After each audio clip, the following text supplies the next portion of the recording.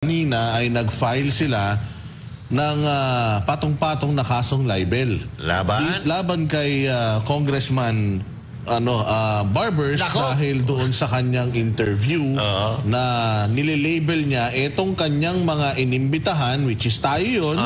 Nililabel niya na Pogo, funded ng Pogo vloggers daw, at saka narco vloggers. Yun yung pinakamasakit sa lahat.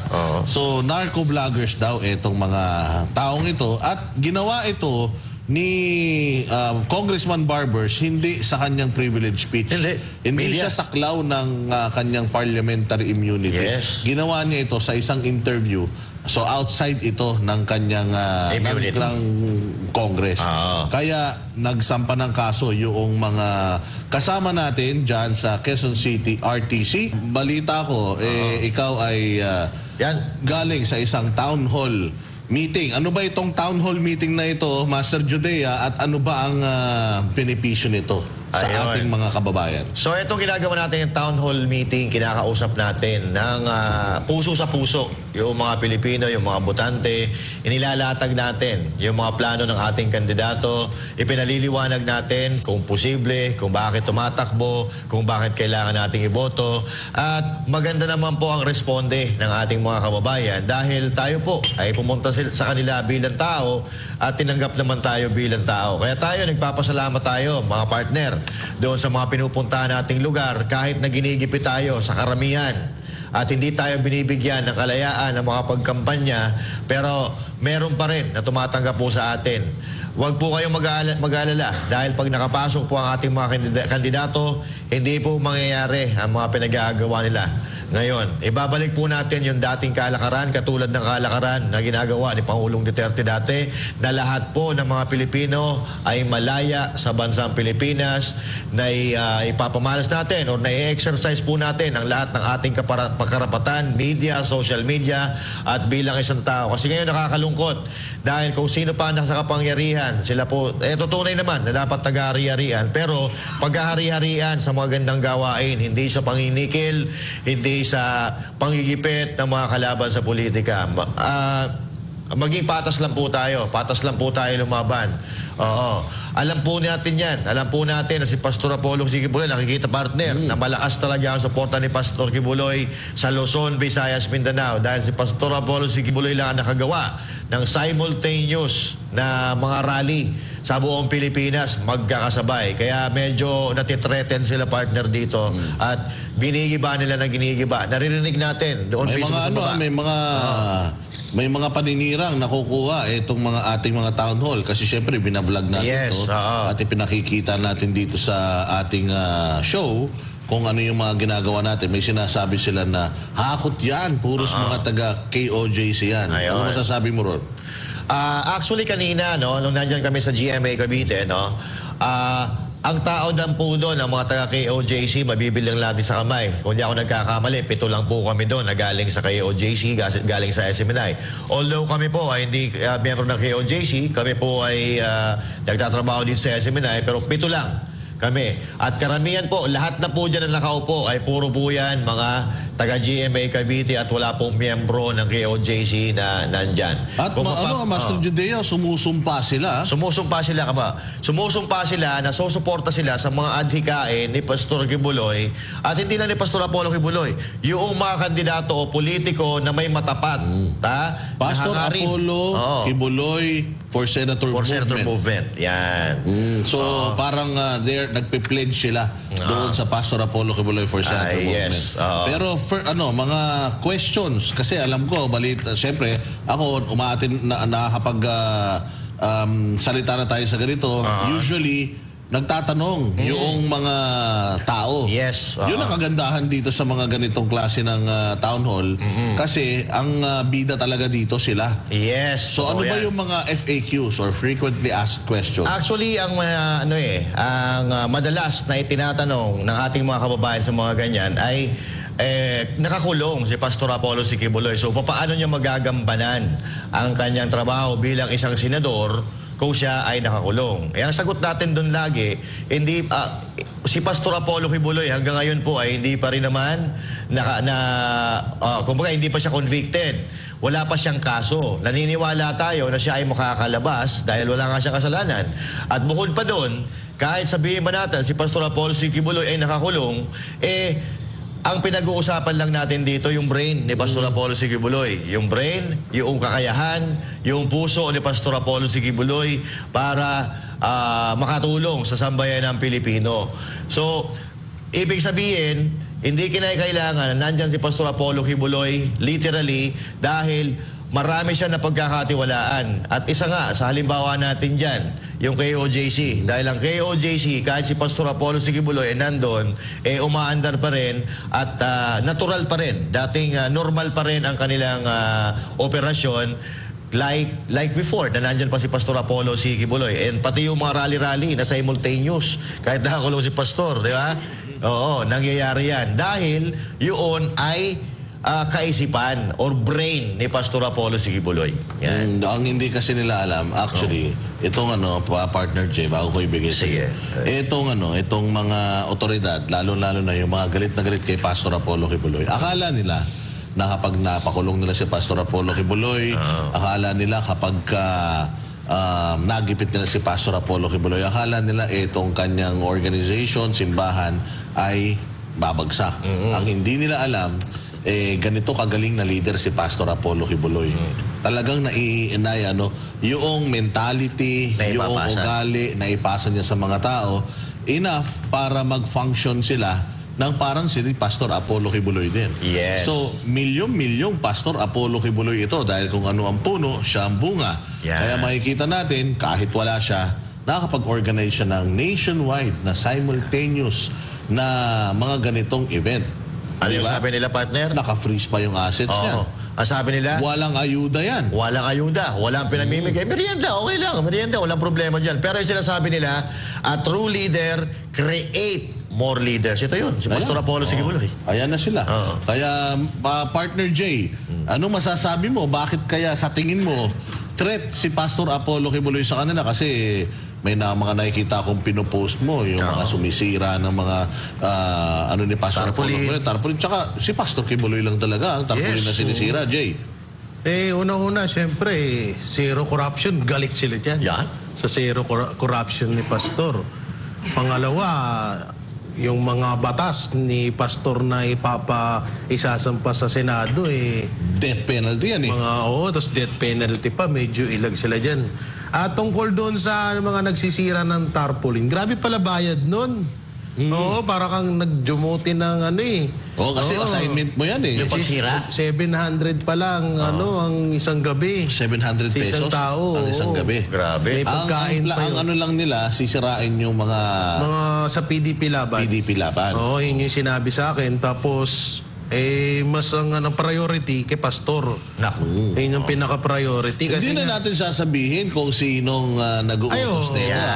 Hindi na natin pero merong ganitong klase ng gawain. Klaseng gawain ngayon na they are paying groups of people para sirain yung mga yung mga paraphernalia, tarpaulins ng PDP pati ni Pastor. Kaya nga yan si Pastor ay malaking threat talaga sa kanila kasi kung parang wala lang si Pastor, hindi nila gagawin yan Pero gumagastos sila. Ang masama pa dito, yung pera na yan, hindi naman sa mga sa pinaghirapan nila.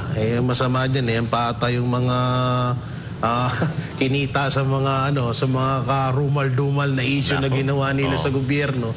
Yun yung masaklap doon. Tapos ginagamit nila dyan. Hindi, alam nyo dito, alam nyo yung mga ganyang gawain. Talagang talagang dyan mo makikita na kung gaano kalakas si Pastor at kung gaano kamahal ng taong bayan si Pastor dahil alam nila na talagang simula nung ginawa nila kay Pastor, lalong minahal pa ng buong Pilipinas itong si Pastor. Kaya ang ginagawa nila ngayon, pilit nilang sinisiraan para pero wala na Una-una, hindi naman si Pastor ang nanira sa inyo, kundi kayo ang sumira sa sarili niyo. At may panaginip ako. Meron na naman. Agang panaginip niya, Ano yun? Tulog ka kasi ng tulog, Diba? Alam naman natin si Pastor, yung kaso kay Pastor, wala naman yun, di ba? Talagang matagal ng matagal ng dismiss yan, binuhay lang. Pero ngayon yung sa panaginip ko, si Pastor, katulad nung nagtatanong sa'yo, paano yan? Kasi nakakulong si Pastor. Huwag ko kayo mag-alala. Sa panaginip ko, marapit ng lumaya. Yun ang sinasabi natin. Kaso may kapalit. Ano? Si Abalos tsaka si Torre. Papalit sa loob. Oo. Ay, mas maganda yun. Yan yung nasa panaginip ko, ha? Maganda yun. Panaginip lang yan. Baka naman pati panaginip mo, demanda ka nila. Papalit sa panaginip. Bakit? May ano ba? May ano ba sa panaginip? Lahat ng batas meron sa kanila. Sila ang batas. Ikaw talaga. Kaya nila gumawa ng batas. Hindi kontrolado ni Jay yun. Panaginip lang niya yan. Panaginip lang ho yun, ha? Well, hindi naman malayo mangyari ang panaginip mo, Jay Guevara. Kasi katulad nga ng lagi natin sinasabi, itong mga kaso ni Pastor Apollo Kibuloy ay dismissed na 4 years ago. Yes. At napakahirap patunayan nung qualified human trafficking, unang-una sa lahat.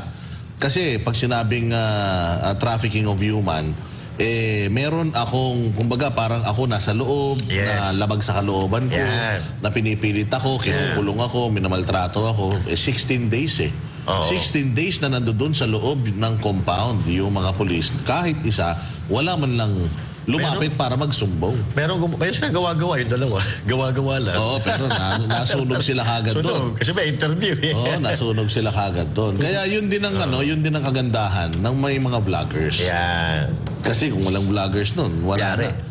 Alam niyo yung nangyari yung sa 16 days tsaka ngayon. Kasi dapat doon, ang ginagawa kasi ditong mga to, dapat pakinggan nila yung side ng mga tao doon. So sa 7 million member niyan, dapat pakinggan mo yun Ang pinakinggan lang, ilan ba yung witness nila? Sabihin na natin, 10. Sabihin na natin. Kumpara sa 7 million, ano paniniwalaan? Hindi 10 partner Kasi di ba sa Senado, merong ilang mga nagsasalita doon, testigo, di umano. Tapos pagdating naman doon sa actual na kaso, iisa lang naman yung nagdemanda. Kita mo. Diba? Dapat mas pakinggan mo yung marami. Kasi doon mo malalaman kung kami nga din nung nandun kami, ni isa, wala nga kami din nakita na parang, ano ba, yung labag sa kalooban nila, yung ginagawa nila. Hindi, at tuwang-tuwa pa sila, talagang ganadong-ganado sila. Kung yun ay may nangyayaring dun sa loob, walang ganun na dun. Tsaka, ngayon ay nangyayari ulit yan. Yung nangyari na yan, dapat pakinggan mo lahat ng tao, yung side dun sa kabila at side dito sa kabila. Nangyayari ngayon, katulad niya sa impeachment kay Vice President Sara Duterte. 32 million yung bumoto kay VP Sara. Tapos, yung nakita ko dun sa balita kanina, 18 lang yung nakahawak ng impeach VP Sara. Sabi ko, naghahanap daw sila ng yung pipirma, 1 million. Isang million na pipirma. Malabo yan. Pero mayroon tayong balita tungkol dyan sa nangyari sa Cavite. Kinagagalak ng mga Caviteño ang isinagawang town hall meeting kay senatorial candidate Pastor Apollo C. Kibuloy sa kabila ng mga isyong kinakaharap ng buting pastor dahil ito'y nabigyang linaw sa isinagawang pagpupulong. Si Franco Baranda para sa report. Ihad lang para sa mga Caviteño ang mainit na panahon, makadalo lang sa campaign rallies ni Pastor Apollo C. Kibuloy, kung saan ang iilan ay napasayaw pa sa gala. Dahil sa pagtitipon, nabigyan ng pagkakataon na mas makilala pa ng mga Caviteño kung sino talaga at ano ang mga plataforma ni Pastor Kibuloy. Back-to-back na mga town hall meeting sa mga barangay ang isinagawa sa buong bansa para malaman ng mga Pilipino ang adhikain at ang pagkatao ng butihing pastor. Marso 5, taong kasalukuyang ginanap ang Pastor Apollo C. Kibuloy for Senator Movement Town Hall Meeting sa 2 barangay ng Cavite. Isa sa Barangay Severino de las Alas Covered Court at isa sa Barangay Anahaw 2, Bagong Silang, Cavite. Umabot ng halos 1,000 residente ng Cavite ang dumalo at naliwanagan kay Pastor Apollo. Hindi ko po lubos nakilala si Pastor Kibuloy kung hindi po talaga kayo pumunta dito at ipaliwanag po sa amin. Ang pagkakilala po namin sa kanya pala, kabaliktaran noon na sinabi nila, di ho ba nakandik siya? Hindi naman pala po totoo. Hindi niya pala kaya. Siya po talaga ang kailangan natin dapat ilalagay o iluluklok sa senator na para po mag-build up yung ating Pilipinas. Napaka-importante po talaga na nagpapakilala kasi siyempre sa balita iba. Pero since ngayon po nakilala na namin, mas maganda po na siya nga isa sa makaupo para may laban po lalo-lalo na sa mga hindi pinakikinggan sa justice.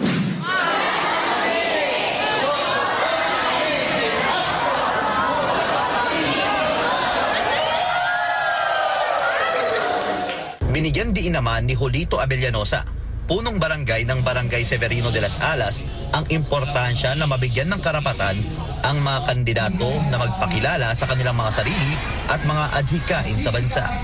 Importante po talaga yan. Kasi yung kanilang karapatan, na ilalabas nila kung sino ang kanilang dapat iboto. Hindi ba magpapasakop sa mga dikta na ganito iboto nyo?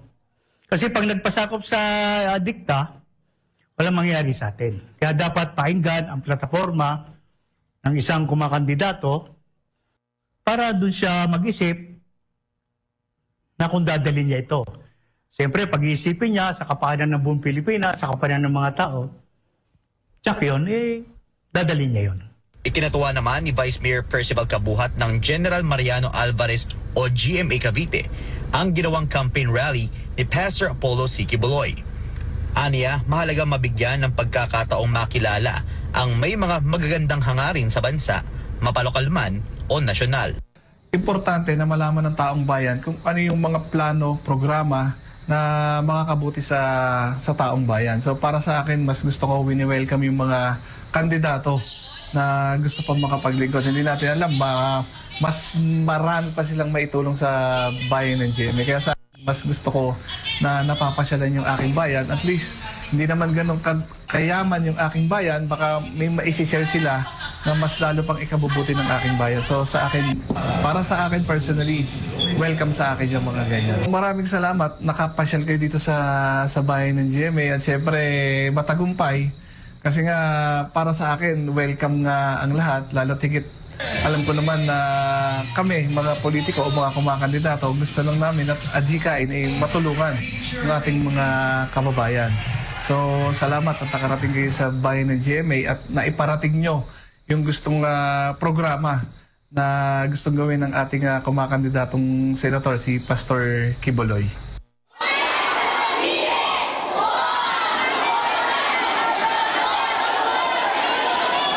Para sa Diyos at Pilipinas kumahal, Franco Baranda, SMNI News. Ayun mga partners, ang dami, no? Pero ito, before tayo mag-react, pagpatuloy reaction dyan, nagpapasalamat ako ng marami doon sa matatapang na mga barangay chairman, mga LGUs yan, si Vice Mayor Kabuhat, at saka yung mayor dyan sa GMA, mga pinuntahan na natin dyan sa may Bukawi, sa may Giginto, yung iba pang mga town hall meetings na mga napuntahan na natin, ay tayo'y lubos na nagpapasalamat at talagang humahanga sa tapang nila. Bakit, partner? Kasi balita ko, ito yung sinabi ni General Bato, ni Senator Bato de la Rosa. Sabi niya, minsan daw gusto niyang magpunta sa isang lugar, pero dahil nga natatakot sila sa administrasyon, sinasabihan siya na, sir, huwag ka na lang magpunta rito. Pero susuportahan ka namin, pero huwag ka na lang magpunta kasi baka madali yung budget namin. So ganun ang kalakaran ngayon sa kampanyahan. Hirap na hirap talaga ang PDP laban kasi ang kalaban nila sa mga politiko, mga mapang-abuso. So dahil nga utak ayuda, hindi lang yung mga tao, pati yung mga LGU, yung mga nagsisilbi, congressman, mayor, gobernador, dahil utak ayuda rin, kasi ang ayuda na yan, kumikita rin sila dyan kaya ngayon, ginigipit nila itong PDP. Nililimitahan nila yung galaw ng PDP. Katulad niyan, maraming mga lugar, di umano, sa Cavite, na gustong pasukin natin para makapangampanya, pero hindi tayo pinapayagan. So yun ang hirap na dinadanas po natin ngayon. Kaya nga sa tuwing may tumatanggap sa atin, talaga naman ako'y lubos na humahanga dahil sobrang tapang nila, Master Judea. Correct ka dyan, partner. At kanina nga, nasaksihan po natin at narinig po natin yung mga hinaing ng mga napupuntahan natin dyan. Pero balita ko, Master Judea, muntik pa kayong iklam. Muntik pa kami, yan. Isa po yan, mga kababayan, sa pupwede nating kaharapin sa tuwing pumupunta tayo sa mga barangay dahil napag-iinitan po talaga. Lalo-lalo na ito si Pastor Apollo C. Quiboloy dahil alam nila na talagang may panalo ito eh. Kaya ginigiba po nila. Kanina lang, partner, kwento ko lang, no? Habang kami ay may courtesy call doon kay Vice Mayor Kabuhat dyan sa GMA. Yung kasama ko, tinawagan ako. Nasa baba, iniwan ko doon sa sasakyan. Tinawagan ako habang kausap namin si Vice Mayor na tanggalin natin yung sasakyan kasi ikaklamp, no? Ikaklamp yung sasakyan. So, paano ba naman na pagbigyan nyo kahit sandali lang, Vice Mayor naman yung pinupunta namin dyan at hindi naman kami nakahambalang sa kalsada. Although, nandun tayo partner sa may parang park nila, pero yung may madadaanan pa naman. So, sa akin lang, katulad noong mga kinukwento, even itong si Vice Mayor partner, napag-initan din, pero ang mga bida daw talaga ngayon sa mga distrito, sa mga probinsya, ay yung mga pumirma ng mga kongresista laban sa impeachment. Mga kupal, mga kumag na pumirma laban sa impeachment ni VP Sara Duterte. Ganito po sila kagarapal ngayon, mga kababayan. Hindi po nila, yung mga kandidato natin, hindi po nila hinahayaan na makapagkampanya doon sa mga lugar na kaalyado po nila yung kapitan, yung mayor, yung congressman. Hindi po tayo nila pinapapasok doon. Hindi tayo nila binibigyan ng pagkakataon na makasagot doon sa mga ibinabato nila kay Pastor Apollo Sigibuloy. At ito pa, partner, ang masama. Ang ginagawa nila, sinisiraan nila si Pastor Apollo Sigibuloy at iba pang mga kandidato ng PDP laban sa mga bayan-bayan at hindi tayo nakakasagot dahil hindi tayo pinapapasok doon. So ano laban natin dyan? Pero hindi tayo titigil na ipaglaban ang katotohanan, ipaglaban ang karapatan ng mga Pilipino para makaboto ng tama, makahanap ng maayos, makadiyos at makataong lingkod bayan. Leader, hindi politiko, partner. Jay Guevara, ano ba sa tingin mo? Sino yung nag-clam sa'yo? Oy, kakagad ha. Baka mamuting ka rin yan. Hindi ka na mag-inip. Wala naman akong kotse, paano niya Pero, Jay, kasi ganito nga ang sitwasyon natin ngayon. So mahirap. Ang ginagawa kasi ngayon, talagang napakatyaga ng mga kapatid natin sa KOJC. Kasi tokhang style yung kanilang pangangampanya. Actually, ipinakikilala nila si Pastor. Ganun ang ginagawa nila. Nag-aabot sila ng leaflets. At madalas nga, nahaharas pa sila. Aside from itong ginagawa natin na to, dahil mahirap tayo makapasok, Jay, ano pa ang dapat gawin ng mga netizen natin para matulungan natin itong PDP laban, specifically si Pastor Apollo Kibuloy, na manalo sa Senado? Unang-una, siyempre, ang pinaka-weapon natin yung social media. So, number one, i-share nyo yung mga video na ibinabalita ng SMNI, lalong-lalo na sa PDP laban senatorial candidate, di ba? So, i-share nyo yun sa yung sa YouTube channel din ng DCAR 1026, yan, sa mga Banateros Brothers, yung mga balita. Yan, kasi kami po ay palagi ho kaming nagpo-post ng mga gagawin or ipapasang mga batas ng mga senatorial candidate ng mga Duterte. Siyempre, lalo na kay Pastor Apollo Sigibuloy. Mapa-YouTube, Facebook man, pinupost namin yan. Kasi doon na lang talaga tayo na nagiging malaya eh. Sa totoo nga, kahit pa paano, ginigipit pa tayo dyan. Sa totoong di alam nyo, tsaka hindi lang may patotoo niyan yung parang inahadlangan tayo sa mga lugar-lugar na mga kampanya. Dati yung sinabi nung mayor sa isa sa Cotabato, ganyan din, parang gusto silang kontrolin ni Lagdameo. May video naman niya, kaya okay lang na pangalanan natin sila, no? So, kinokontrol sila ni Lagdameo na yun nga, parang ayaw niyang papasukin yung ibang mga doon. Parang minamanduan na sila na, ang lang dito makakapasok yung senatorial candidate lang ni Marcos. Pero yung kay Duterte or yung sa iba, wag niyong papasukin. So, hindi naman talaga na bago yan. At ganyan na talaga ang karakas ng administrasyon. Lahat na talaga nila, minamanipula, kinokontrol na nila. Diktador na talaga, Jay. Diktator talaga. Saan pa magmamana? Diktador ang tatay. Ganun din ang anak. Actually, unang nangyari yan sa mga maisog rallies. Yun. Ganun ang ginagawa nila na maraming mga taon doon sa mga lugar na yun na gusto nilang doon ganapin yung maisog, pero yung mga LGU, sila yung pumipigil. Kasi nga, syempre, baka matigil yung kanilang mga budget. Hindi lang yun. Syempre, budget equals kurakot. So, importante yun, yung kurakot para sa kanila Pero sabi ko nga, sino ba dito ang gusto nang makaganti sa administrasyon na to? Yan. Lahat tayo. Makakaganti lang po tayo sa administrasyon na to sa pamamagitan ng pagboto straight sa PDP laban at hindi pagboto doon sa kanilang mga kandidato. Bakit mo na may boboto yung mga kandidato na yun? Ultimong yung kanilang campaign manager, wala pa nagagawa sa Pilipinas. Yes. Di ba? Wala namang resibo. Wala na nagawa sa buhay niya noong hindi pa siya politiko. Noong naging politiko, wala rin nagawa sa Pilipinas. Yes. Dito kay Pastor Apollo Kibuloy, hindi pa man siya umuupo, marami na nagawa sa Pilipinas. Saka ba, 70, almost 80 Imagine na batas na. Hindi pa siya nananalo, meron na siyang nagawang batas na ready na, i-ano na lang niya, i-defend na lang niya yan dyan sa plenaryo. Yes. I-ano niya na yan, ilalakad na lang niya. So imagine, and ang maganda nito, dyan sa 70 bills na yan, yung siyam na kandidatong makakampi niya, pwede na silang kumuha dyan ng kanilang hati-hatian nila eh. Pwede na lang paghati-hatian yan. And ang gagaling ng mga yan, mga abogado din ng mga yan eh. Hindi ba? Tsaka hindi lang yung basta abogado ka. Importante rito sa mga kandidato ng PDP, ang puso nito, nasa talaga, nasa tao. Kasi tatak Duterte eh. Yes. Ang nito, kasi ang laban na to is yung leader na konyo, leader na bilyonaryo, at saka yung mga gustong magsilbi na mula sa kahirapan, naiahon nila yung mga sarili nila. So alam nila yung recipe, alam nila yung formula kung papaano sila makakaraos sa hirap. At yung lahat ng problemang kinaharap nila, yun din yung kinakaharap ng mga tao eh. Kasi may apply nila yung pinagdaanan nila eh. Paano susolusyonan ng isang bilyonaryong leader yung problema ng isang mahirap na hindi naman pinagdaanan. Never niyang pinagdaanan yun. Tsaka ito partner, dugtungan ko lang dito regarding sa mga panggigipit.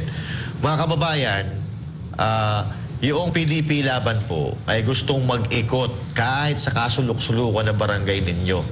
At kung sakasakali man na hindi makapunta sa lugar ninyo o makapagkampanya sa lugar ninyo ang mga kandidato ng PDP laban, ibig sabihin po niyan, hindi yan pinayagan. Hindi yan pinapasok dyan. Dahil sinabi mo nga kanina, si Senator Bato na mismo ang nagsasabi na hindi siya pinapupunta doon sa mga lugar kung saan niya gustong pumunta dahil madadali ang budget ng munisipalidad na yan. So yun lang po mga kababayan. Kasi alam ko partner, marami ang gustong-gusto na makita ang linyada ng PDP laban doon sa kanilang mga lugar. Baka ang mangyari nito, magtampo sila, magalit, magdamdam kasi hindi sila pinuntahan. So hindi po kasalanan ng PDP laban yan. Kasalanan yan yung mga naghahari-harian ngayon na talagang ginigipit ang kanilang kalaban para ipanalo nila itong halalan sa 2025. So wag po tayong papayag. Kaya nga, yung galit natin, ibuhos natin sa May 12. Iboto natin straight PDP laban. Doon lang tayo makakaganti. Revenge vote yan. Revenge vote ang tawag dyan. Revenge vote. Kasi kung gusto nyo na magpatuloy itong problema ng Pilipinas ngayon, boto natin sila. Pero kung gusto nating maibalik yung leadership, yung Pilipinas na pinaranas sa atin ni Pangulong Duterte, dito tayo sa PDP laban. Yes. Tsaka yung lineup ng PDP, lahat yan ang galing sa hirap. Yan ang dyan. Ito hindi sa parinira, ito totoo talaga. Yung lineup ng Marcos, puro mayaman lahat yun. Bilyonary lahat yan. Bigyan na natin ng pangalan. Yung anak lang ni Villar. Sila Villar ay pinakamayaman sa Pilipinas ngayon. Yan sila Binay. Ang yaman ng mga Binay. Soto. Mga artista, mayaman yan. Si Abalos, balakas sumipsip, kaya mayaman na rin yun. Mayaman yan. Mayaman yan. Balita ko nga dyan sa Mandaluyong, halos kalahati na yata yung... Dynasty din sila dyan. Speaking of dynasty, isa rin yan sa may sa mga dynasty. Sila na lang nagpapalit-palitan dyan. Nagpapalit-palitan. Pero meron din naman galing sa hirap dyan, si Manny Pacquiao. Kaya lang nawala yung prinsipyo eh. Hindi, naman si Manny Pacquiao? Hindi, yan eh. Itabi natin si Manny Pacquiao. Alam mo kung saan siya? Saan? Balimbing. Doon natin yan nilalagay. Yun na nga. Nawala yung prinsipyo. Iba yung pinaglalaban niya dati, iba na rin ngayon. Parang ganun nga eh. Kaya yan. Itong mga ito, pag tinanong mo yung mga sa kandidato niya ng PDP, pag tinanong mo talaga sila lahat sila, galing talaga. Galing sila lahat sa... Si General Bato, si Bong. Si Bong, hindi natin alam yung history. Mukhang mayaman na yata talaga sila. Yun, yung sinasabi ni Pierre Andy. Pero walang problema. Gawa ng si Senator Senator at Bongo, least for the longest tumulong. time, alam niya na kung ano yung problema ng Hindi, Pilipinas. tsaka may napatunayan si Bato. Marami natulungan si Senator Bato. Kita mo, pagka si Senator Bato lumalapag sa mga bayan-bayan, barangay, pinagkakaguluhan. Kasi alam ng tao na nakatulong si Bato de la Rosa. Even yung asawa ko, yung nanay niya, natulungan ni Senator Bato Parang dahil ano sa lang Malasakit yan Center. Partner, Parang si Pastor. Hindi pa kandidato to mahirap. Kasi Partner, siya ang kasama ni Bunso Siya yung kasama ni PRRD nung pumunta sila ng Tacloban. Yes. Na nagpapirma sila kay Maruhas ng document ng ano ba yun? Yan, ang galing sa Iraq, si medical. Pastor. Bunso sa siyam na Yes, yan magkakapatid. pa, si Pastor. Imagine mo yan. Tsaka ito nga, binibida ko sa mga kababayan natin doon sa mga town hall natin na pinupuntahan, partner. Kung ano yung puno, yun din ang bunga eh. Sa tingin ba natin, si PRRD ay mag-i-endorse sa atin nang alam niya na mapapahiya siya? Hindi. Diba? Kung ano yung nagawa ni PRRD, pipilitin niya magawa ng mga ini-endorse niya para hindi siya mapahiya. At hindi talaga niya tayo ipapahiya dahil si PRRD nga kung tutuusin mo, pwede na siya magpahinga, mag-banjing. Pero dahil sa pagmamahal sa mga Pilipino, pag may nakikita siyang pagkakamali, lalo-lalo na sa budget at pag-aapi ng gobyerno, nagsasalita siya ganyan. Dapat ang mga politiko, mga leader natin sa bansa, yung may puso para sa mahihirap, hindi lang yung pag nakipakinabangan na, okay na. Ito, si PRRD, siguro hanggang mamatay ito, talagang iisipin ito yung kapakanan ng taong bayan, partner. Speaking of, dito naman tayo sa freedom of speech. Yan. Di ba, kamakailan lamang ang Kamara, ang TRICOM ay nagpapatawag ng hearing at mukhang pinupunteriya yung mga Duterte supporters ng mga vloggers.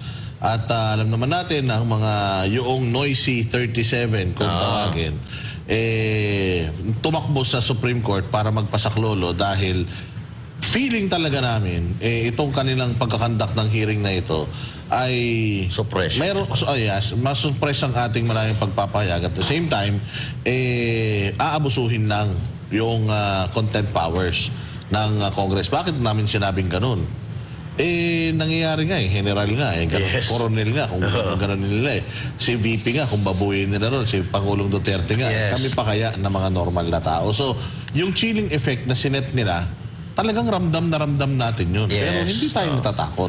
Hindi tayo, kumbaga, napangihinaan ng loob. Bagkos, mas lalo pa nga lumalakas yung loob natin. Dahil alam natin na naririnig nila yung mga batikos natin. Ngayon, itong ating mga kasamahan, at meron po tayong balita dyan. Ayun. Epekto po nito sa mga kasamahan ninyo since kayo nabansagan po ng North and Togo? Siyempre may kasama na dyang pangamba, sleepless nights. Siyempre nag-aalala sa mga kamag-anak, sa mga pamilya, sa lagay namin, sa mga trabaho ng ibang mga nandito, and as well to our social media accounts. May iba sa amin na monetizing social media. May danger na matanggal pagka may fake news. So ito nga po yung pagkoconnect na walang kabasihan talaga. Ito ay isa sa mga basihan para dun sa pag-file ng kaso ngayong araw na ito. Ito natin na medyo delikado kasi talaga, partner. Yung pag-label nila. Yes. Sorry, ayun. Delikado talaga ito mga partners, lalo na yung pag-label nila na ikaw ay narco-vlogger at ikaw ay pogo-vlogger. Sobrang nito, sobrang kumbaga sama ng maindikit ka dyan. Unang-una sa lahat, tayong mga banateros, galit na galit tayo sa mga sugal. Yes. Napakaraming offer sa atin na mag-promote ng sugal pero kahit malaki ang kita, dinecline natin yan. Yes. At ayaw natin talaga ng mga mobile online sugal na yan. So, yung Pogo, ayaw din natin yan. Kaya lang kasi itong Pogo, noon, nakatulong yan talaga sa atin ng pandemya.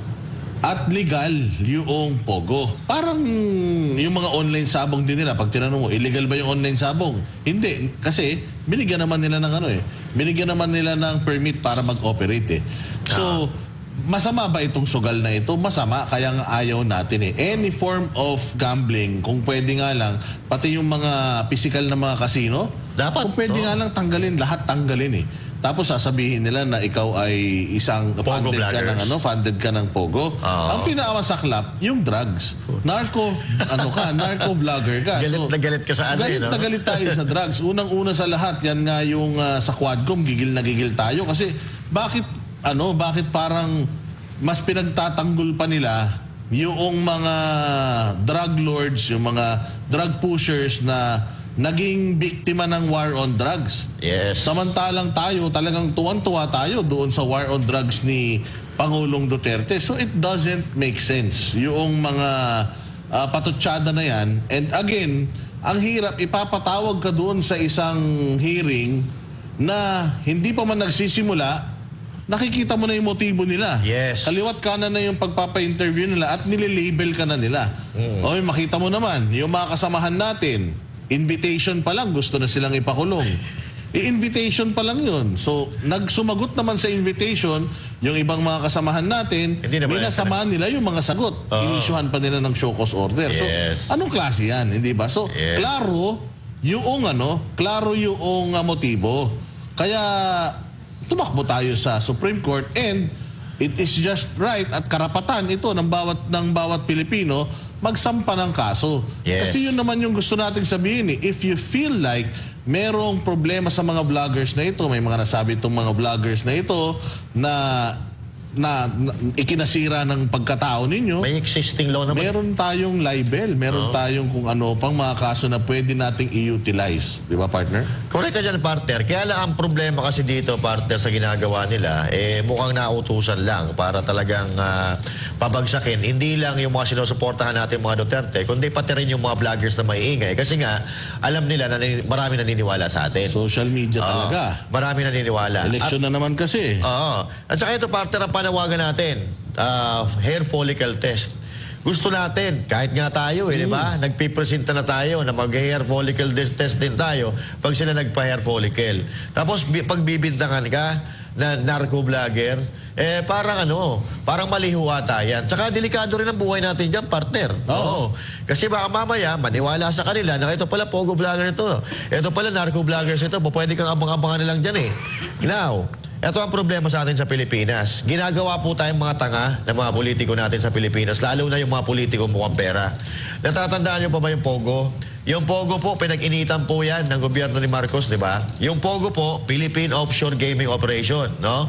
So, ibig sabihin, offshore gaming, ang naglalaro po dito mga taga-ibang bansa. Yes. Walang naglalaro ng mga Pilipino dito. May nagtatrabaho ng mga Pilipino, pero hindi sila yung nagsusugal, hindi sila nawawalan ng pera. Hindi sila masisira ang buhay. Hindi sila masisira ang buhay. Pero itong online casino, ay mga online sa mobile. Pinalitan nila, partner. Yung Pogo, ginawa nilang Pigo. Totoo po ito. Philippine Inland Gaming Operation. So nito, ibig sabihin inland, ang naglalaro dito, Pinoy. mga Pilipino. So tinanggal nila... Gusto nilang sirain. Tinanggal nila yung Pogo na ang mga naglalaro, yung mga nasa China, pinalitan nila ng Bigo na ang mga naglalaro mga Pilipino. So, anong ibig sabihin nito? Gusto nila sirain yung buhay ng mga Pilipino? Para dahil sa mga sugal. Dahil alam natin na ang sugal, mga kababayan, isa po yan sa sumisira sa buhay sa isang pamilya. Dahil dyan nasasangla, partner, mga sasakyan, bahay, pati yung asawa, sinasangla ng iba. Hindi ba nakita, partner, nung nakaraang, di ba, yung lalaki na natalo siya, ginawa niya, sinunog niya yung casino, tapos kumuha siya ng mga chip. Akala niya magagawa niyang pera yun. Hindi, malabo yun. So sinunog niya yung hotel dahil lang sa sobrang addict na sa sugal. Sobrang ka-addict, partner, na wala na sa katinuan, wala. Chip na yun Chip na rin yung utak niya Chip na yung laman Jay. Ano ba yung narco, no? Kasi drug lords daw ang nagpapondo sa mga kung kami tawag niyo sa amin narco vlogger, kayo naman narco-politician. Hoy, bakit?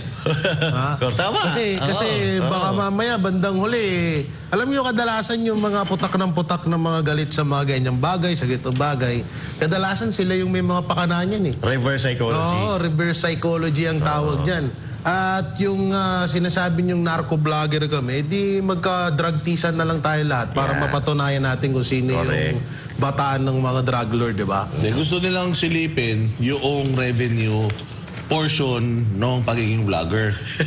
Hindi, ganito na lang. Hindi, silipin niyo yung revenue namin. Sabi mo, magpakitaan tayo, no? Magpakitaan tayo. Silipin din namin mga bank account nyo.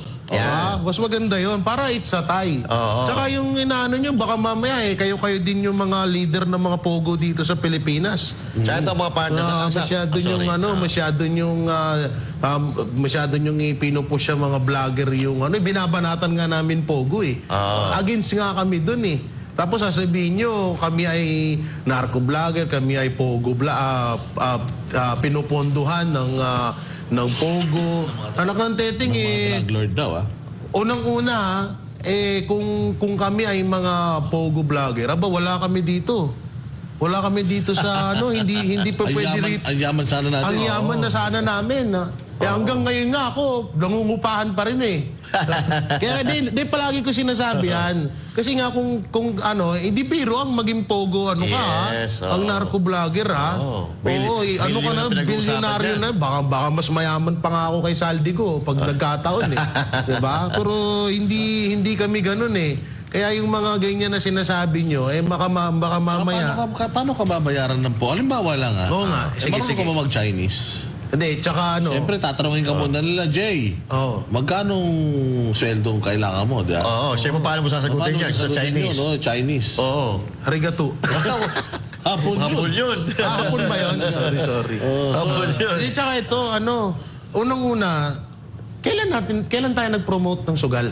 Wala talaga. Kasi ako, kaming mga banateros, meron kaming mga ebidensya na lalo ako, magkano offer sa akin per month? 30,000. Yung sa, hindi ko na babanggitin na kung anong pangalan ng sugal na yun. Tapos yung may 70,000 pa, yung pinakamas malaking sugal din. Sa sports naman yun. Yun sa sports na yun, pero kahit papano, sugal pa rin. So hindi namin talaga kayang, hindi namin kayang lunukin na mag-promote ng sugal. Tokits nga eh, hindi ako marunong eh. Tayo mismo, hindi tayo marunong magsugal. Natatandaan ko mga partner, meron akong sabungan na pinasok dyan sa may Di-raid mo? Sa Batangas. So sabungan yun. Siyempre magkakasama kayo. Gusto na yung makapanood. Yes. Derby. Hindi ko talaga maintindihan. Hindi, masasabong. Naglalaban yung mga manok. Ilang manok nilalaban? Madami. Derby yun. Pero hindi ko alam kung paano ang kalakaran kasi may mga senya-senya sila. Kaming magkakatabi, nagpupustahan lang kami. Halimbawa, magkaiba yung kulay. Doon ako sa Batik. 50 pesos. Ganun lang kami. Yung parang katuwaan lang. Pero talagang hindi ko maintindihan yung mga senya-senya. Mga ganon. Kasi wala talaga ako personally, hindi ako sa sugal. Kahit nga sa yung basketball. Sa amin kasi sa amin ang basketball postahan, di ba? Ending di rin ako tumataya. Soft drinks ganyan. Sa amin basketball lang talaga. Ito na lang paputok. Never akong bumili. Totoo. Kasi isipin mo, pera mo pa rin yan eh. Tapos si Papa, parang pagkain na lang. Sinulog yan, dyan tayo para magkapaputok ka. Libre pa yun. Dyan tayo magkakaanoan sa pagkain na malakas kaming bumili ng pagkain. Obvious naman, di ba? So malabo. Kaya ngayon ang lagi natin sinasabi, mahilig kayong magsilip sa mga vloggers ng mga Duterte, pero tingnan ninyo, may kumakalat na video ngayon. Yung bagong PCO secretary. Nako! Ayun, tropa yung mga vloggers na bayaran. Di ba, meron silang mga kinuwang mga vloggers. Yung meron silang gano'n na may mga kinuha siya ng mga vloggers na sabi nga niya, kung magaling ka mag-vlog, dito ka sa amin. Gano'n na. Meron na. Yung sa Digital TV. Yes, DG8. Sinasabi niya, hindi siya may-ari, pero siya yung nagbibigay ng mga impormasyon. Ewan natin, dyan pa lang, fake news. So, katulad sa fake news. Kasi sinasabi nila, proliferation daw ng fake news. Kaya sila nagpapatawag ng mga ganyang hearing. Fake news lang. Ito nga, nagkakaproblema ang PNP at ang DILG. Yes. Diba? Dahil doon sa batang kinidnap na sinasabi ng DILG na rescue, sinasabi naman ng anti-kidnapping group na hindi naman ni-rescue. Tapos may involved pa na $1 million. Oo, na nagbayad pala ng ransom. So tingnan mo yun. At saka, ayan ang sinasabi natin, presidente na lang ng Pilipinas, napakaraming fake news. Napakasinungaling. May 5,500 flood control. Wala naman hanggang ngayon. Baha pa rin ang baha. Tapos yung napanood ko rin yung mga paliwanag ni Jerowitz. Nabuisit ako, partner. Kasi yung mga tipong binubudol niya yung mga tao. Kasi nakita mo na yung video na nung una Tapos papanoorin mo yung video na ngayon. Talagang mag-iinit ang ulo mo. Kasi manang-mana sa amo niya Like father, like son Sinungaling din Nakakabuisit talaga. Pareho siya si Claire Castro. Halos magkakapareha sila talaga ng hilatsa ng Si attorney yun? Si attorney Claire. Hindi, bago na pangalan nun. Attorney Blurred. Attorney Blurred. Hindi na clear. Hindi na clear. Blurred na pala. Hindi na clear. Ayan, isa pang mainit na issue ngayon, mga partner, itong oral argument ng PhilHealth. Ayun. Kasi ang dito, kaya nagsampa ng kaso ang mga petitioners sa Supreme Court, gusto nilang ibalik ng gobyerno yung perang kinuha nila sa PhilHealth.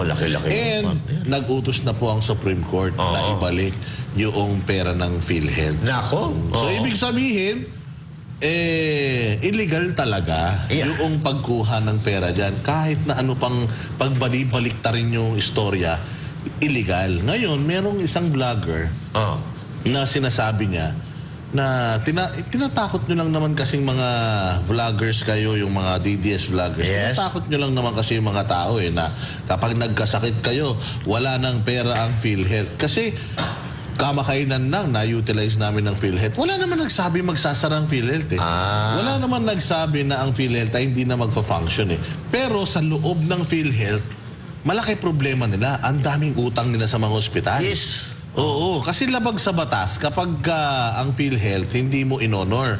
Yari ang ospital mo. Kasi nasa batas na i-honor mo ang PhilHealth. Actually, luging-lugi na rito yung mga ospital. Ang daming pagkakautang ng PhilHealth. At saka, ayun nga, kulang na ang PhilHealth sa tao, kulang na ang PhilHealth sa mga empleyado. Kaya itong sinasabi ng Supreme Court, isolin nyo na yung pera. Tsaka yung smart niya, sa vlogger na sinasabi mo, hindi problema yung operation ng PhilHealth Ang problema, yung nawawalang pera. Yung transfer nila, yun ang pinakamalaking question doon. Kasi totoo naman yung sinasabi niya na hindi naman talaga mahihinto ang PhilHealth. Dire-diretso pa rin naman ang operation ng PhilHealth. Pero yung fact na kinuha na ng pera yung PhilHealth, diba? Yun yung kailangan ipaliwanag nila, partner. Ano yung partner? Ang tinatawag dyan, manipulation. Manipulation. Minamanipula nila. Kumbaga, kung pakikinggan natin yung oral arguments, kung pakikinggan natin yung oral arguments, partner, talagang alam mo na na may talagang kababalaghan, may katarantaduhan talagang ginagawa. Pero itong Supreme Court, hindi natin sila masisisi, pero naghahanap pa rin talaga sila ng siguro pinakamatibay na ebidensya. Pero ito naniniwala ang isang abogado ng isang solusyon ang ginagawang hakbang ng Korte Suprema sa nangyayari problema sa politika sa bansa. Ang buong detalye ng balita mula kay Prince Tripoli.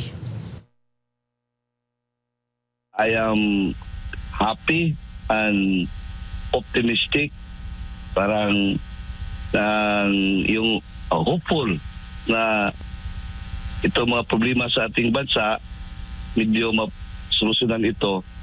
There is a parang silver lining, mayroon pang medyo pag-asa na we have to fight kasi the Supreme Court has shown itself to be the guardian of democracy. Ito ang naging komento ni Attorney James Reserva, isang litigation attorney ng Filoteo at Reserva Law, sa usapin na nagpapatuloy na oral arguments sa Korte Suprema kaugnay sa PhilHealth. Para sa kanya, pag-uusisan ng Korte masawata na ang ginagawang pang-aabuso sa mga nakaupong politiko sa gobyerno, partikular na sa sangay ng ehekutibo at lehislatura. Ani Reserva, imbis na ang dalawang sangay umano ng gobyerno ang inaasahang tutulong para tumatag ang bansa, ay naging Korte Suprema na.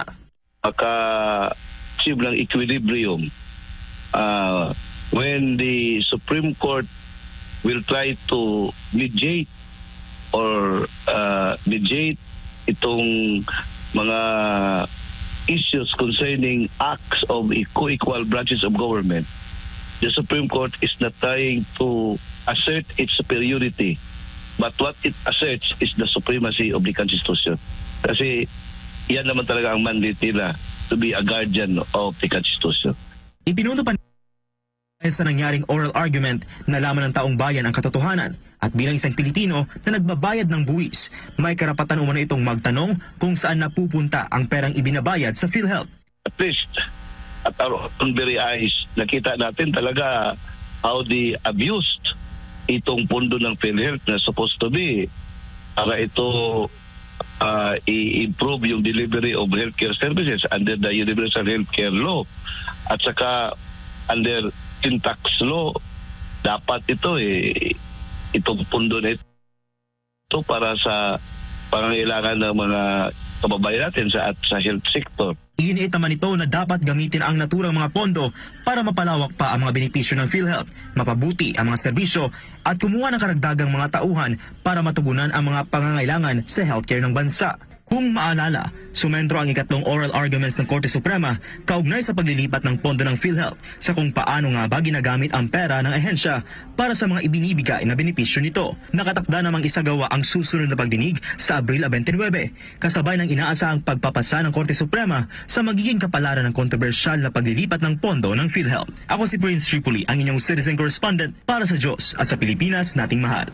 Buti na lang talaga meron pa rin Supreme Court na matatakbuhan ng Pilipino. Kasi at the end of the day, mas makapangyarihan po ang konstitusyon sa presidente, sa congressman, at saka sa mga senador. Konstitusyon talaga. Yan po ang ating, kumbaga, Biblia. O, yan ang ating dapat na sinusunod. So, mali ang interpretasyon ng mga nasa gobyerno. It is the Supreme Court. Sila lang po ang pwedeng mag-interpret at ang tamang nag-i-interpret ng batas. Maaaring Congress and Senate yung gumagawa ng batas, pero ang nag-i-interpret nito, Korte Suprema. Kaya kung ano ang iuutos ng Korte Suprema, kailangang sundin. Yun ang importante sa lahat. Pagdating dyan sa PhilHealth, kaya nga yung sinasabi nating vlogger. Di ba? Itong vlogger na ito, parang sinasabi niya na gumagana pa naman ang PhilHealth nagamit nga lang namin So anong problema nyo? Tanga, ang pinag-uusapan dito, yung ninanakaw na pera, kinukuha na pera na illegal dyan sa PhilHealth. Hindi dito pinag-uusapan kung nakakapag-claim pa tayo sa PhilHealth, gumanda ba yung serbisyo ng PhilHealth. Ang punto rito, at yun yung pinag-uusapan dyan sa Korte Suprema, legal ba? May basihan ba yung pagkuha ng pera sa PhilHealth? According dito sa Korte Suprema, walang basihan at walang tamang dahilan para gawin nila yan. Kaya sino ka para sabihin na wag nabaliwalain lang tong issue na to at ang issue na to ay pamumuliti ka lang? Di ba? Master Judea? Correct ka dyan, partner, no? Kasi ito, pwede rin ginagamit ito sa politika. Kasi kung matatandaan natin, may mga balita lumalabas na yung budget ng Pilipinas as of now ay 65% na partner na lumalabas. So ano bang iisipin natin diyan? Kasi unang-una, wala naman tayong nakikitang malalaking proyekto para maubos yung pera ng Pilipinas. Ang nakikita lang naman natin na pwede nilang paggastusan diyan yung darating na eleksyon.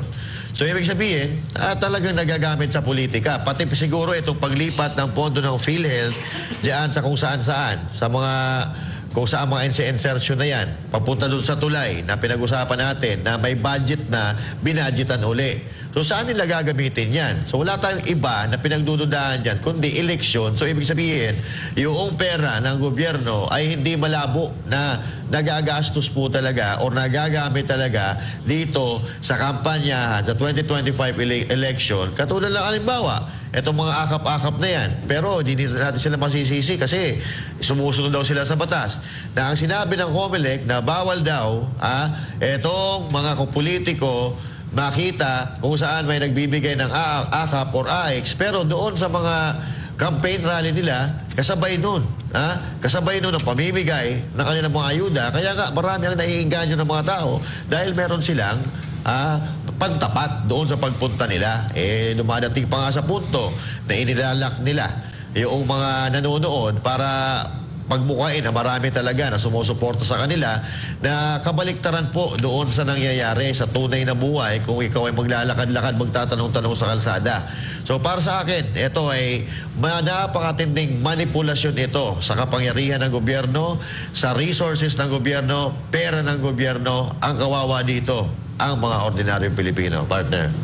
Jay. Grabe, no? Hindi pa ba sila nagsasawa sa pangungurap?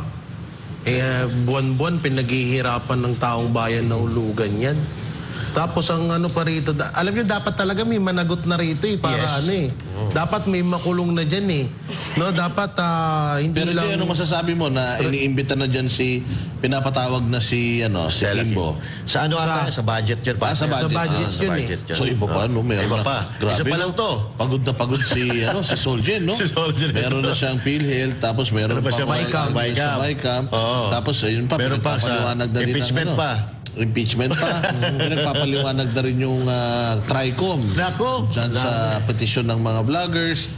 So, talagang medyo busy. Ito ang sinasabi, walang tulugan talaga dito. Sige, doon muna tayo kay Kimbo. Sige, pasok mo na yan.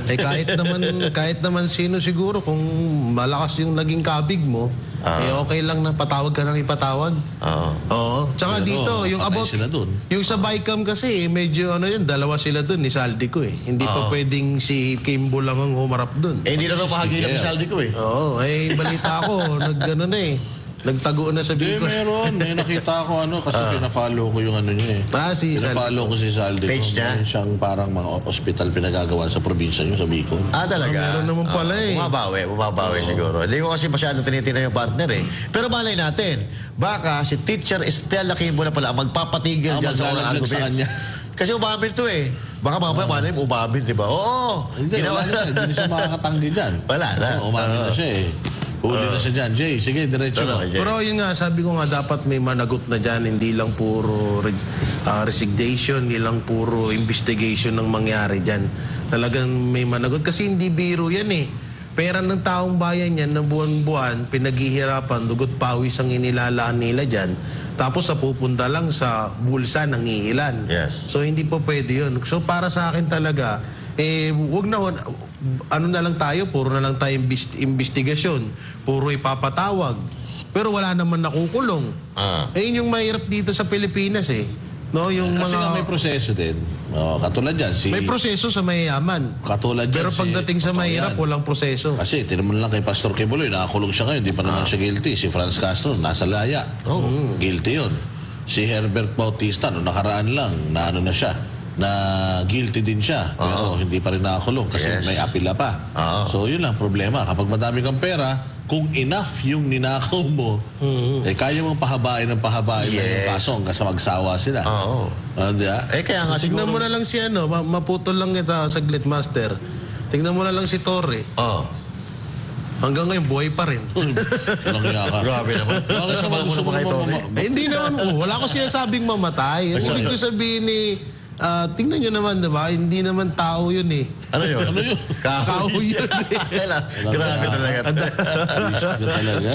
Pati naman si Toro na nanahimik yung kaibigan ko na yun. At tropa mo ba pala yun? Alam mo, sa sobrang tagal namin. Naglalambay sila nun. Sobrang tagal namin magkasama sa KOJC. Nagkailaban na nga kami dalawa. Alam mo kung ano lambigan nila? Gusto ko nga siyang kunin ninong sa kasal Oo, kasal. Pwede. Pero matindi lambigan itong dalawa, murahan. Ang lambigan itong dalawa to. Pero ako bilib ako kay Torre kasi baka pala mukha. Sinabi naman niya yun Sabi rin niya sa sinabi, matigas ang balat ko. Sunog tong balat ko. Matigas to, hindi ito mapipikon. Kaya wag ka na magdemanda, Torre, para ka naman magtrabaho ka na lang. Sinasabi ng PNP na yung investigasyon nyo, hindi totoo, yung sa ransom. Nilaglag ka niyan doon, ni Pahardo. Napahiya kayo doon Kawawa pala. Kawawa din pala, no? Hindi kaya maggantiyan to, maglaglagan to mga to, partner? Posible, no? Posible. Kasi, siyempre, pag ikaw wala ka na nakukuha, naiipit ka na, kahit sino naman. Hindi kasi sinabi ni ito yung sinabi ni Pahardo. Sabi niya, hindi naman basta-basta pulis lang yung nagsalita, si SILG yan. So Yes. parang sinasabi niya na basta-bastang pulis lang yung gumawa ng report na hindi sila, ang tawag doon, na hindi operation kundi nagbayad ng ransom. O hindi ba? Pangit naman nun. Medyo kung ako si Torre. Siyempre ako ang leader, ako ang pinuno ng CIDG. Sasabihin ng spokesperson na ordinaryong pulis lang ako. Magagalit ako. Na para mas matimbang yung statement ni SILG kasi SILG yun, ikaw ka lang, pulis ka lang. Parang ganun eh. Parang ganun Parang laglagan na talaga. Tsaka kung gusto nyo maging colonel, mag-spokesperson kayo. Pero ang galing nung Sino? Jay Sino? Ang galing nung di ba, may nag-leak na memo. Yung memo na overshadow. Diba? Para hindi na mapag-usapan yung pagdaan ni Marbil sa highway. Tagumpay, di ba? Hindi na pag-uusapan eh. Hindi na. Galing nila talaga. Galing. Palakpakan natin. Ang galing nila mag-divert, no? Galing, diversionary tactics. Parang yung sa Litagtag, Batangas. Hindi natin sinasabing totoo yung nag-leak kasi dininay nila yon. Pero sa nakikita natin ngayon, mukhang successful dahil hindi na napag-uusapan yun eh. Yung issue ng pagtawid niya dyan sa kasi nagsinungaling siya dyan. Hindi niya dininay yan, hindi niya inamin yan. As in, hanging yan. Biglang nawala. Ang sabi niya, wala ako doon. Pero sinasabi din niya na merong meeting na importante kaya dumaan doon. So wala siya doon pero dumaan pa rin doon yung convoy niya. Ano yung multo? Kalokohan. Tsaka bago nga kay Marbil nun, meron pang isa na nakalimutan na din.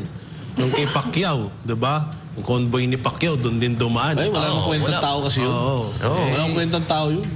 Okay na yun. Pero ito kasi, mayayabang, yung mga mayayabang na linis-linisan, nakakala mo walang mga ginagawang kabulastugan sa sarili. Yan yung mga masarap ine-expose yung mga kabulastugan nila. Well, final message para sa akin.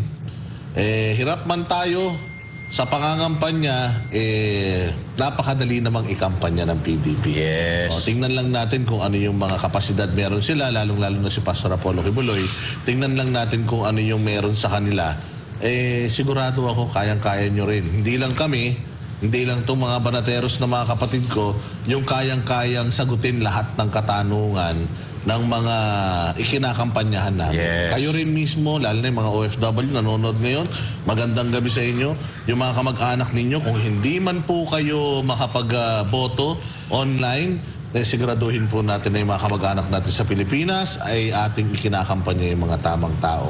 Dahil ang boto para sa PDP at ang boto para kay Pastor Apollo Kibuloy ay boto para sa maayos na Pilipinas. Correct, partner. At sa akin naman, alam po natin kung gaano panggigipit ang ginagawa sa ating mga kandidato ngayon na umabot na sa punto na hindi sila nakakapasok sa mga barangay, sa mga syudad-syudad. So tayo na lang po ang magtulong-tulong dito. Meron naman tayong social media. Basta yung sinabi ko po kanina, kung sakasakali man na inaasahan yung pupunta yung mga kandidato ng PDP laban sa lugar nyo at hindi nyo sila nakita, hindi po nila kasalanan yan. Dahil kami po, lagi namin kasama ang PDP laban. Gustong-gusto nilang ikutin ang buong Pilipinas. Kaya lang ang problema po, hindi po sila pinapayagan dahil ang mga namumuno dyan, sila po ang naghahari-harian at inuutosan yung kanilang mga alipores na huwag papasukin ang mga kandidato natin. So hindi po nila kasalanan yon. Gustong-gusto po nila kayo na makausap. So now, magtulong-tulong po tayo na ikampanya po sila sa inyong mga pamilya, sa inyong mga kaibigan. Dahil ito na lang po ang ating magagawa Kung doon sa pagpasok, wala tayong magagawa doon dahil pipigilan tayo. At mismo si President Duterte nga, pag nagrarally, talaga pinipigilan. So gamitin po natin yung lakas, pwede nating lakas, ang social media para ikampanya. Kung kayo po ay may adikain o may pangarap sa inyong mga susunod na henerasyon, sa mga kapuapuan ninyo na magandang Pilipinas, i-vote natin. Boto po natin. Number 53, Pastor Apollo Kibuloy, together with the PDP laban. Let's vote straight, mga kababayan. Dahil dito natin nakikita pag-asa. Maniwala po kayo. Dahil itong mga tao na ito, hindi po kayo lolokohin ito mga to. Dahil alam naman natin kung anong nagawa ni Pangulong Duterte.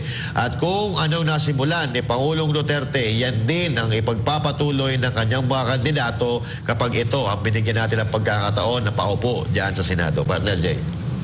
Mga kababayan, nakita naman na natin kung paano magtrabaho si Pangulong Duterte. Matapang, totoo at totoo sa kanyang serbisyo at talagang inuuna ang kapakanan ng taong bayan.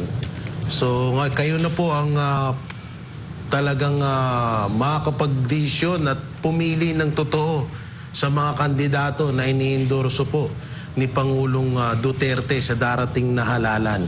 Ito po ay lahat naman po ito ay walang bahid na anomalya sa kanilang mga pagkatao, kaya ito yung karapat-dapat nating iboto, itong PDP laban ng Duterte senatorial candidate. Kaya at lalong-lalo na siyempre si Pastor Apollo C. Quiboloy na talagang may nagawa at may magagawa pa para sa ating bayan. Boss Dada. Magkita-kita po tayo ulit mga barateros dito lang sa SMNI. Pag tama palakpakan, pag mali banatan, ako po si Boss Dada. At ako naman po si Master Judea. At ako naman si Jay Guevara. Para sa Diyos at sa Pilipinas nating mahal.